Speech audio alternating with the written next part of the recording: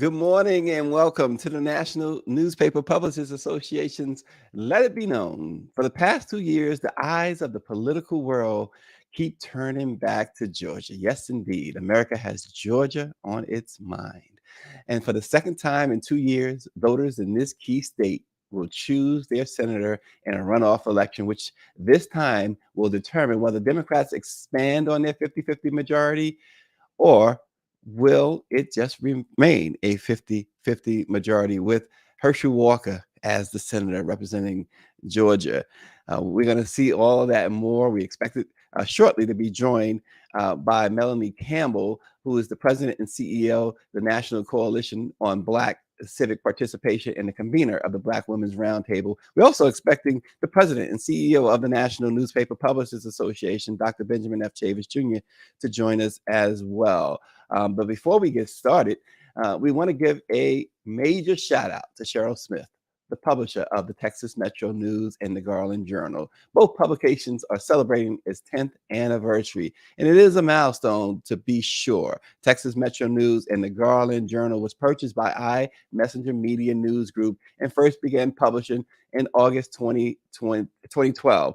The goal then, as it is today, is to proactively address issues and also provide balanced coverage and analysis of news. Black news. The Texas Metro News's mission is to inform, educate, enlighten, inspire, entertain, educate, empower by providing thought-provoking news, photos, stories, and commentary. Congratulations to Cheryl Smith of the Texas Metro News and Garland Journal.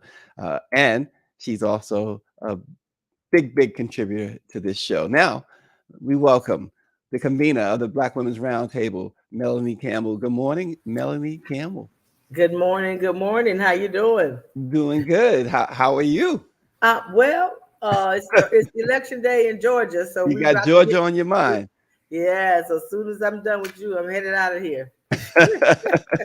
Now, Melanie, the way you said that, as soon as I'm done with you, like, let me get this guy, get him out the way, get him off my sketch. No, it's like the election that won't end. Yep. That's what it is. Yeah, I'm missing absolutely. all the Christmas parties.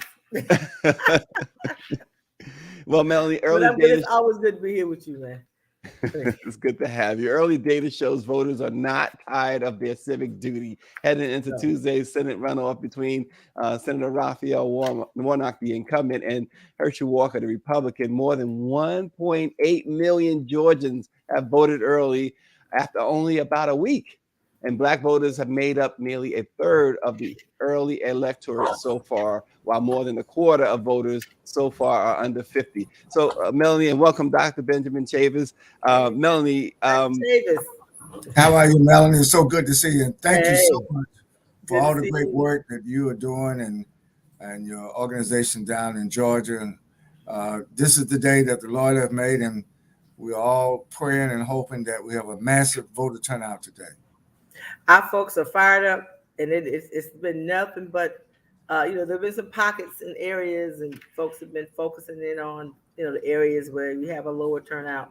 But Yes, for the most part, Georgia is Black folks are showing up, that's good. even with all the barriers which they've had. That's good. Yes. Yeah, we're seeing that the numbers are way up over the previous runoff 2 years ago.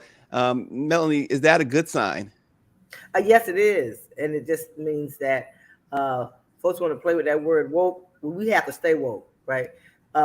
Because there's constantly this assault on our rights that especially our young people are tuned into and who are showing up and volunteering at record numbers too, right? And showing up and participating not just as voters, but Dr. Chavis and Tracy, we have our Black Youth Vote program.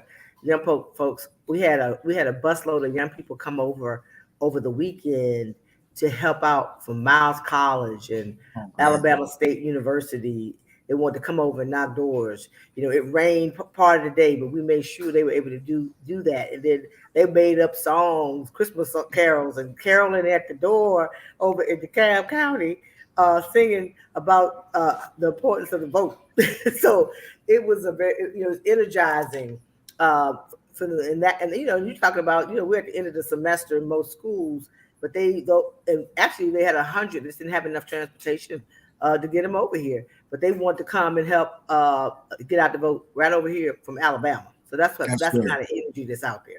That's great. That's great. And see so many of our young people come out to participate. There's also polls that showing that young people are voting also in record numbers, and a lot of them are African American, other youth of color.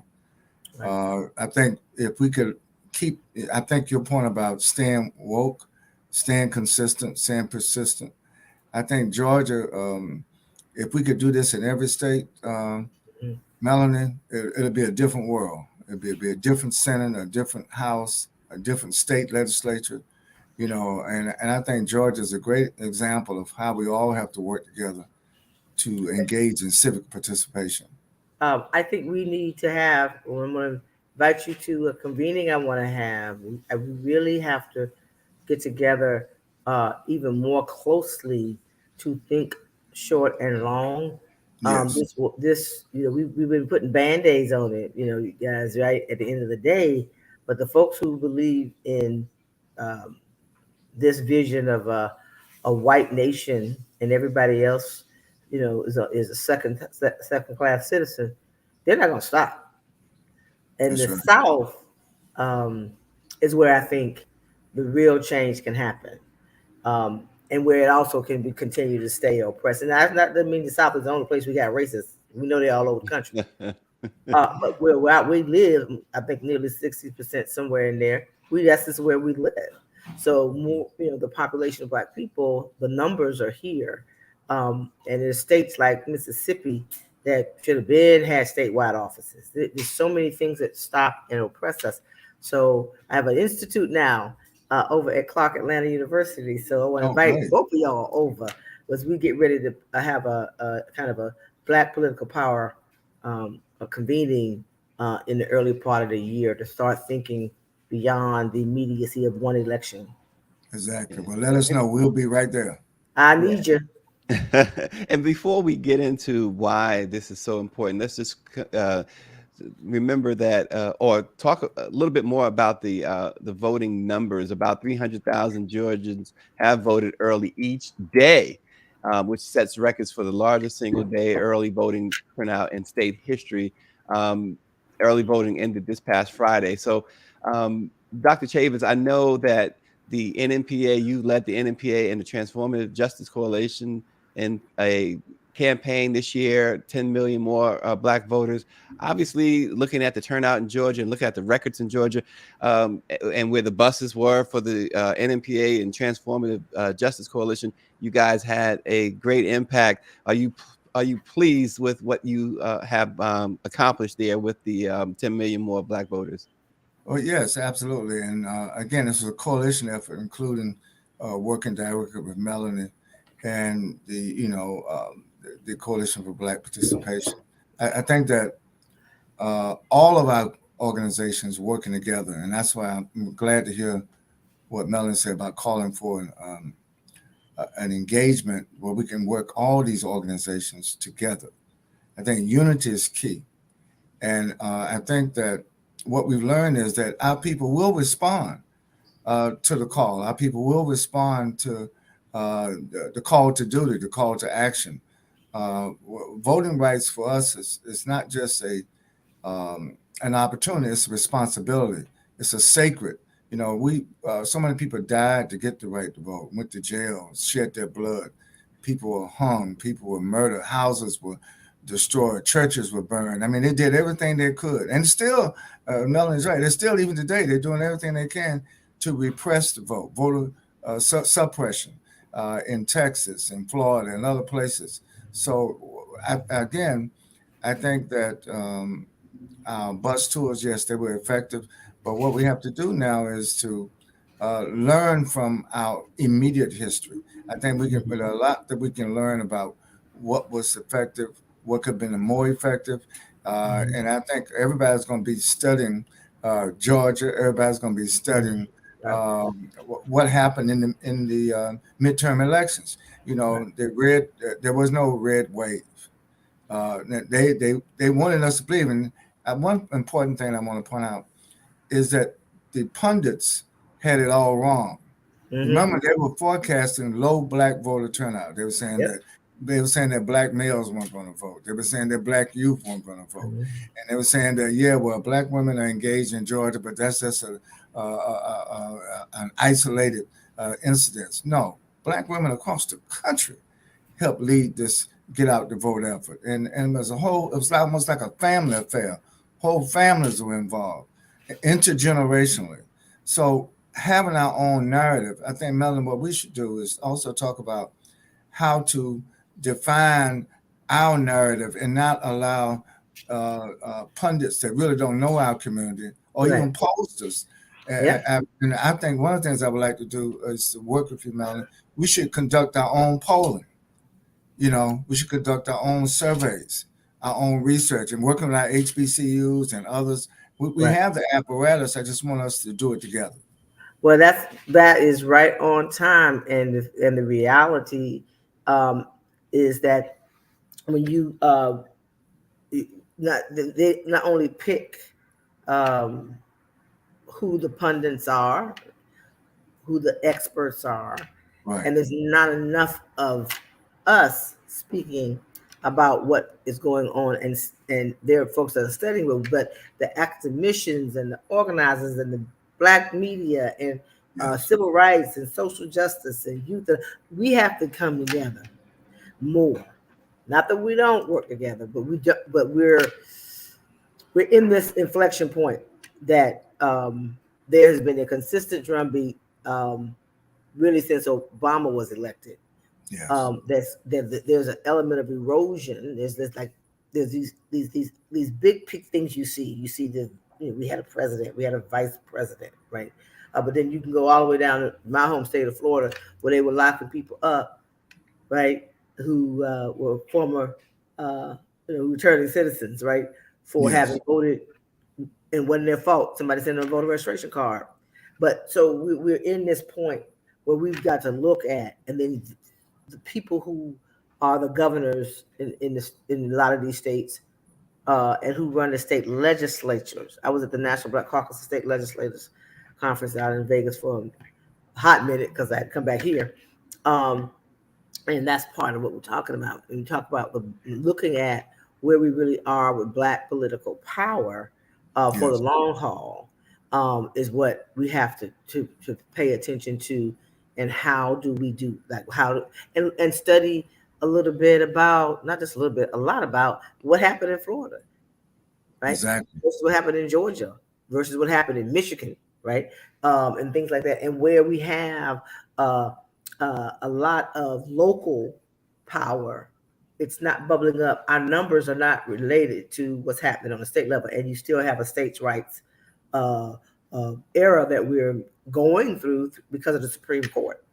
Well, today is the election, the runoff in Georgia. And what makes the election, interestingly, for our viewers is edification. What makes this interesting is you have two African Americans running. And why is that interesting? In Georgia, runoff elections began in 1963 when a segregationist named Denmark Grover fought to disrupt the power of the Black vote and ensure that a white person would prevail in any closely fought campaign. And Grover had served in the state representatives as a state representative in the early 1950s, and he fell in defeat in election in the House in 1958. And then he went on this crusade to, quote, he blamed the loss on the, quote, Negro block voting. And so they got this law passed in the Georgia State House that went and was confirmed in the Senate later in 1963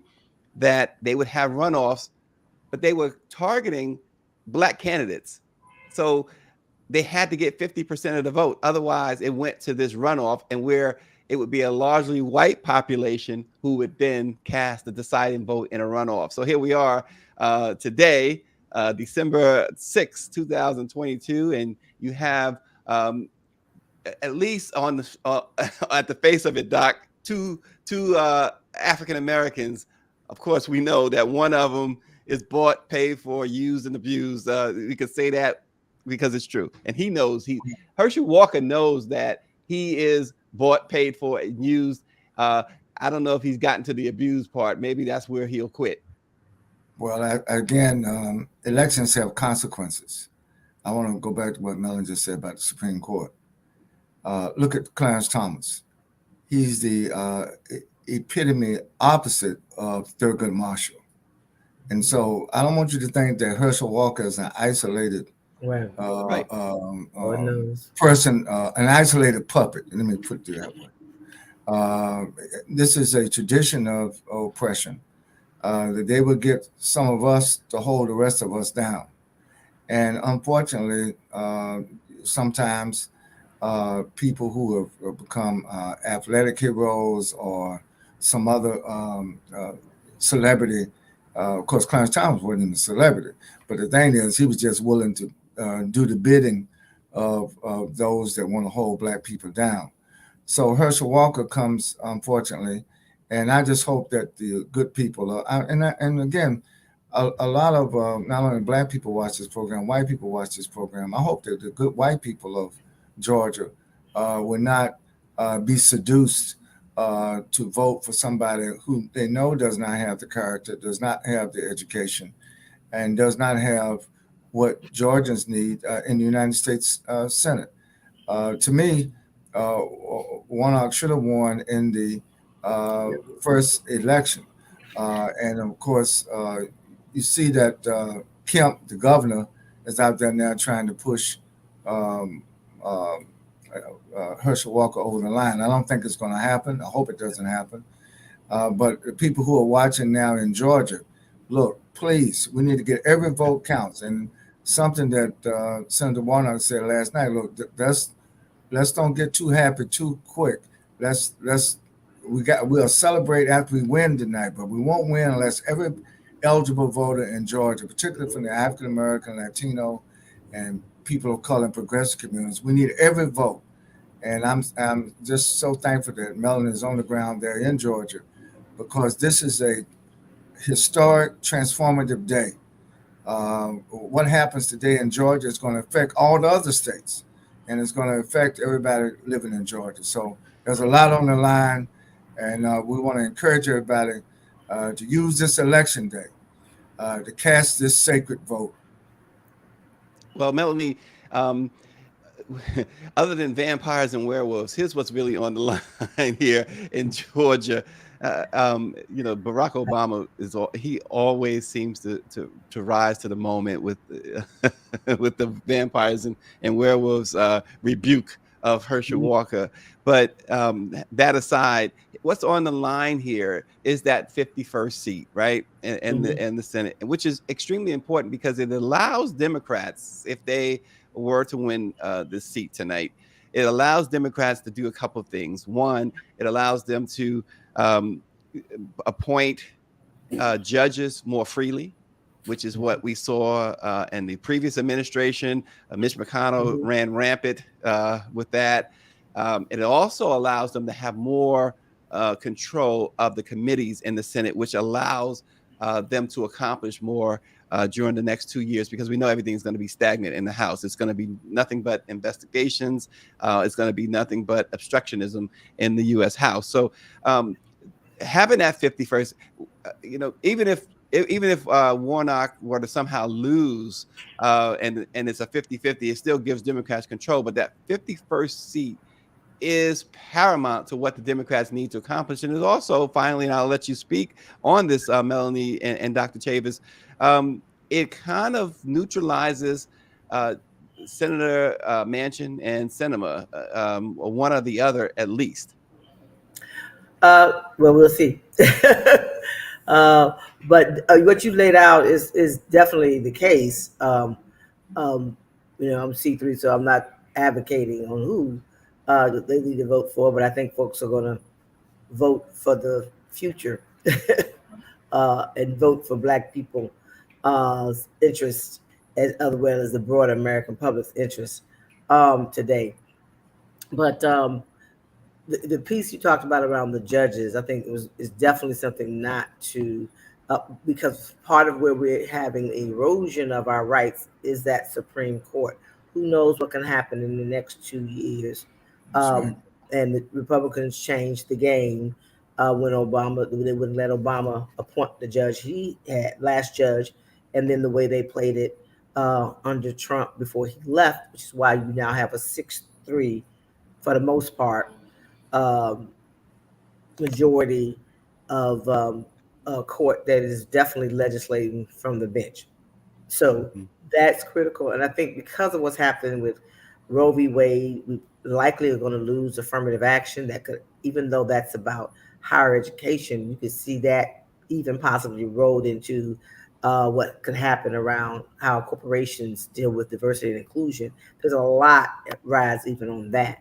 And then if you're not able to, so that piece is critical. And we mentioned about the committees and how that works. And we will see how the two obstructionists on the Democratic side who stopped voting rights and other rights from actually in George Floyd Justice and Policing Act was just two people really who stopped that, and so Mhm. we'll see where they play out. But I think we'll just take it as it comes. In some cases, we can't. We have to see how that plays itself out. But it will provide a little bit more power for the Democrats to move what they can through the Senate. With the House, you're not going to get a lot of legislation passed because you're going to have a House that's going to be in disarray. They're already in Mhm. disarray. So there's not going to be a lot of legislation over the next 2 years, but the 2024 election begins tomorrow, right? So we have to make sure that our people are paying attention to what's happening over those 2 years, because you can easily say, well, they're not passing anything. But just like we've had to do, we need to have the civics lessons of understanding the wheels of power and know where and how to leverage that power, and be able to understand more and more of the dynamics of how power works. And I know we were early on in this election cycle concerned about our young people. I mean, my whole thing was know how the power. Where's the power going? 1600 Pennsylvania Avenue, President Biden, Vice President Harris not on the ballot. Who on the ballot, right? Who's affecting your life? Now they have the bully pulpit to do a whole lot of things, but they don't control the House. And so we got for these next 2 years, you're going to have some narrative out there. Oh, they're not passing nothing when you have to have two chambers. So it's going to be some things that we're going to have to do to find ways. And the executive branch has to do more in this administration because they won't have the power to move a lot of legislation. Whatever they can do to address the issues of concern we have, they have to use those levers. Yeah, and Doc, as Melanie Campbell laid out there, and as we're talking about the judges, the appointment of judges is so vital. We've seen that particularly over the past 6 years, how vital it is to appoint judges who are going to um, judge correctly on matters Yes, and not be political. right. Keep in mind, these judges are lifetime appointment. Right. Mhm. Fellow judges are lifetime appointment. Supreme Court, lifetime. So, and appellate judges, lifetime. So we got to make sure that and now Melanie's right. Listen, uh, the 2024 campaign starts after midnight tonight, you know, and you already have one person that's former President Trump has already announced he's running. They're trying to sanitize DeSantis, Sanitize trying to the make Senate. it look like he's the safe alternative. Mhm. But also, I want to say that we need to focus on these state legislatures. Mhm. We got to focus on the Congress, but we also have to focus on these state legislatures because so much of the voter suppression is done at the state level, and even in some states at the county level. So I think voting. I think Frederick Douglass said it best: freedom is a constant struggle. So we have to make voting rights and voting a constant, consistent, everyday, top of the mind for all of our people. And that's why, I want to say I am more optimistic right now, today, than I've been maybe in the last 10 years. And that is because I think, Melanie, so many of our brothers and sisters are finally getting it. Yeah. That look, this voting matters. Voting has consequences, you Exactly. know, and not just temporary consequences, but long-term consequences. You know, it's going to take a while for us to be able to turn around that 6-3 Supreme Court. We can do it, but we got to work at it. And all the other judges. And I think that there are a lot of more appointments that still got to be made. I'm so proud of Black women who've also been appointed to judicial posts in record Yeah, numbers. historically, That's exactly. right. And they're going to make a big, big difference. Mm-hmm. Well, and Melanie, before we let you go, we see Yeah, you. your polls open. Yep, we Gotta get out of here. want you to give us a last thought headed into tonight's runoff, and just a last thought from you, Melanie Campbell, the convener of the Black Women's Roundtable.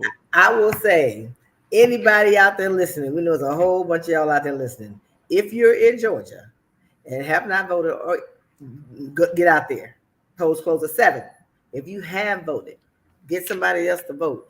If you live anywhere, pick up that phone, and anybody you know in Georgia, call them and encourage them to exercise and own their power today.